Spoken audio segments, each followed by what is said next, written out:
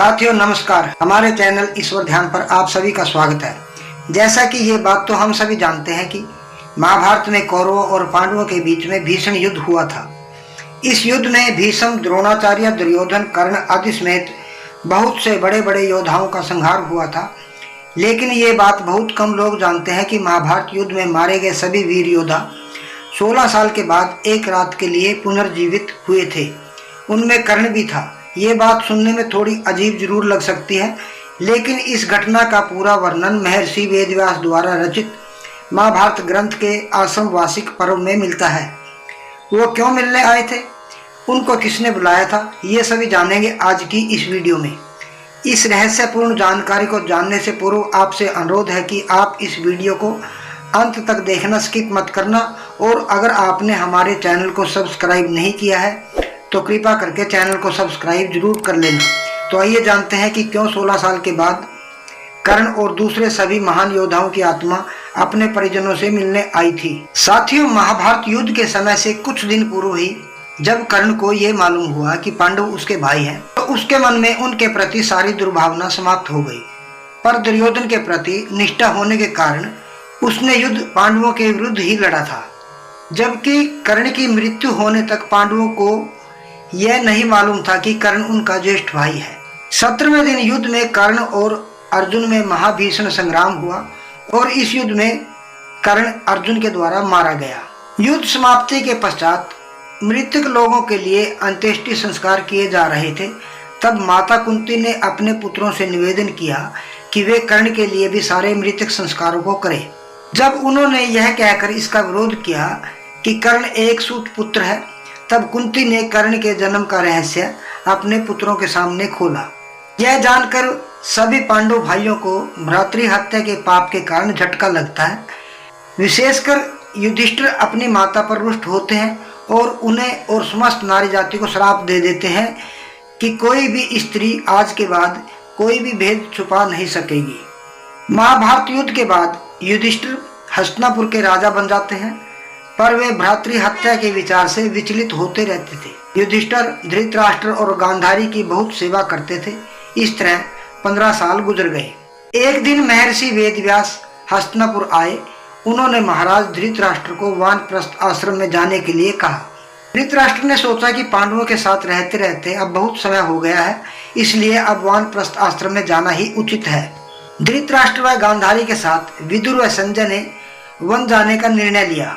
इन सभी के साथ पांडवों की माता कुंती भी वन में वानप्रस्थ के लिए चली गई। यहाँ महर्षि वेदव्यास से वानप्रस्थ की दीक्षा लेकर ये सभी महर्षि सतयूप के आश्रम में रहने लगे। इस प्रकार वन में रहते हुए धृतराष्ट्र आदि को लगभग 1 वर्ष बीत गया। एक दिन युधिष्ठिर के मन में वन में रह रहे धृतराष्ट्र, गांधारी और अपनी माता कुंती को देखने की इच्छा हुई। युधिष्ठिर अपने भाइयों सहित और द्रौपदी को लेकर वन में उनसे मिलने आ गए। यहाँ मुनियों के वेश में अपने परिजनों को देखकर वे बहुत ही दुखी हुए। धृतराष्ट्र, गांधारी और कुंती अपने पुत्रों व परिजनों से मिलकर बहुत प्रसन्न हुए। तभी धृतराष्ट्र के आश्रम में महर्षि वेदव्यास जी का आगमन हुआ। महर्षि वेदव्यास ने धृतराष्ट्र, गांधारी और कुंती से उनका कुशल क्षेम पूछा और कहा कि आप सब निराश और उदास से लग रहे हैं।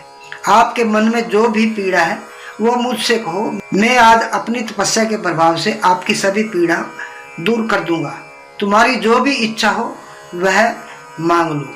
तब धृतराष्ट्र व गांधारी ने युद्ध में अपने मृत पुत्रों तथा कुंती ने और 5 पांडवों ने कर्ण को देखने की इच्छा प्रकट की। द्रौपदी आदि ने कहा कि वह भी अपने परिजनों और अपने पुत्रों को देखना चाहती है। महर्षि वेदव्यास ने कहा कि ठीक है, ऐसा ही होगा। युद्ध में मारे गए जितने भी वीर हैं उन्हें आज रात तुम सभी देख पाओगे। ऐसा कहकर महर्षि वेदव्यास ने सभी को गंगा तट पर चलने के लिए कहा। महर्षि वेदव्यास के कहने पर सभी गंगा तट पर एकत्रित हो गए और रात होने का इंतजार करने लगे। रात होने पर महर्षि वेदव्यास ने गंगा नदी में प्रवेश किया और पांडव व कौरव पक्ष के सभी मृत योद्धाओं का आवाहन किया। थोड़ी ही देर में भीष्म, द्रोणाचार्य, कर्ण, दुर्योधन, दुशासन, अभिमन्यु, धृतराष्ट्र के सभी पुत्र घटोत्कच, द्रौपदी के पांचों पुत्र राजा द्रुपद, धृष्टद्युम्न, शकुनी, शिखंडी आदि वीर जल से बाहर निकल आए। उन सभी के मन में किसी भी प्रकार का कोई अहंकार, क्रोध व ईर्षा द्वेष नहीं था। महर्षि वेदव्यास ने धृतराष्ट्र व गांधारी को दिव्य नेत्र प्रदान किए। अपने मृत परिजनों को देखकर सभी के मन में हर्ष छा गया। सारी रात अपने मृत परिजनों के साथ बिताकर सभी के मन में संतोष हुआ। अपने मृत पुत्रों, भाइयों, पतियों व अन्य संबंधियों से मिलकर सभी का संताप दूर हो गया। वे सभी अपने परिजनों से मिलकर वापस अपने धाम को चले गए। इस प्रकार पांडव भी संतुष्ट होकर वापस अपने राज्य में आ गए। तो साथियों, ये कारण था कर्ण और अन्य योद्धाओं की आत्मा का अपने परिजनों से मिलने आने का। ये वीडियो आपको कैसी लगी कृपा करके कमेंट बॉक्स में जरूर बताना। अगर ये वीडियो आपको अच्छी लगी हो तो कृपा करके एक लाइक जरूर कर देना, और चैनल को सब्सक्राइब नहीं किया है तो कृपा करके चैनल को सब्सक्राइब जरूर कर लेना। मिलते हैं ऐसी ही एक और वीडियो में, तब तक के लिए जय श्री कृष्णा, जय माता दी।